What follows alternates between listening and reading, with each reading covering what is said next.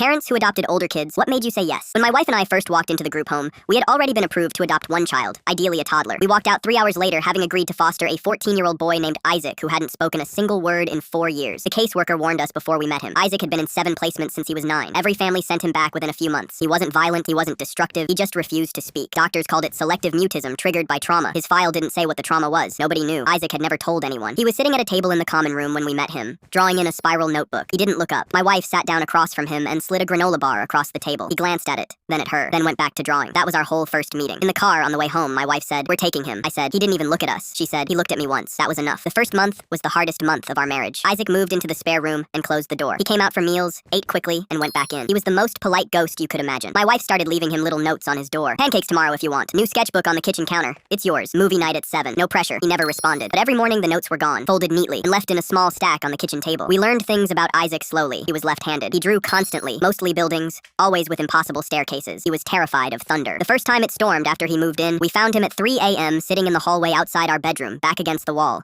holding a flashlight. He wouldn't come in. He just sat there until morning. After that, my wife started leaving our bedroom door open a crack whenever the forecast said storms. He never came in, but he'd sit in the hallway, and that was something. 3 months in, we still hadn't heard his voice. He communicated by writing in a small notebook he carried everywhere. Short answers: yes, no, thank you. He never asked for anything. Then one Sunday in October, everything changed. My wife's mother, Odette, came over for dinner. She's 78, from a small village in France, and she doesn't speak much English. She sat next to Isaac at the table and started telling him a story in French about her childhood, not caring that he couldn't understand. Isaac listened. He actually looked at her. When she finished, she reached over, patted his hand, and said the only English she knew well: "Good boy, sweet boy." Isaac's eyes filled up. That night, when I was locking up the house, I heard something from his room. I stopped and listened. He was humming, just barely, a tune I didn't recognize. I didn't tell my wife until the next morning. She cried. 4 days later, Isaac left a note on our bedroom door. It said, "Can Odette come again?" It was the first full sentence we'd ever seen him write. Odette started coming over every Sunday. She'd cook. She'd tell Isaac stories he couldn't understand. She'd pat his hand and call him sweet boy. Slowly, over weeks, Isaac started writing longer notes. Then, one Tuesday morning at breakfast, he pointed at the orange juice and whispered one word: "Please." My wife dropped her coffee mug. It shattered on the floor. Isaac froze, terrified. But my wife just laughed and said, "That's the best sound I've ever heard in my life." Isaac stared at her for a long moment. Then, for the first time since we'd met him, he smiled. The adoption was finalized 14 months later. Isaac was 15 by then. He still didn't speak much, but he spoke. He called us by our first names for the first 6 months. And one night, he was helping me carry groceries in from the car, and he said, "Thanks, Dad." I stood in the driveway for a full minute after he went inside, just holding a bag of apples, trying to breathe. Last spring, Isaac graduated high school. He gave a speech in front of 400 people. He talked about being the boy who didn't speak. He talked about 7 placements. He talked about the notes on the door and the flashlight in the hallway. Then he talked about Odette, who was sitting in the front row in her best dress. He said, "She told me stories in a language I didn't understand, but I understood her. She was the first person who didn't need me to say anything to know I was there." At the end of the speech, he looked at my wife and me and said, "And to the 2 people who left the door open a crack every time it stormed, I saw you. I always saw you. Thank you for waiting."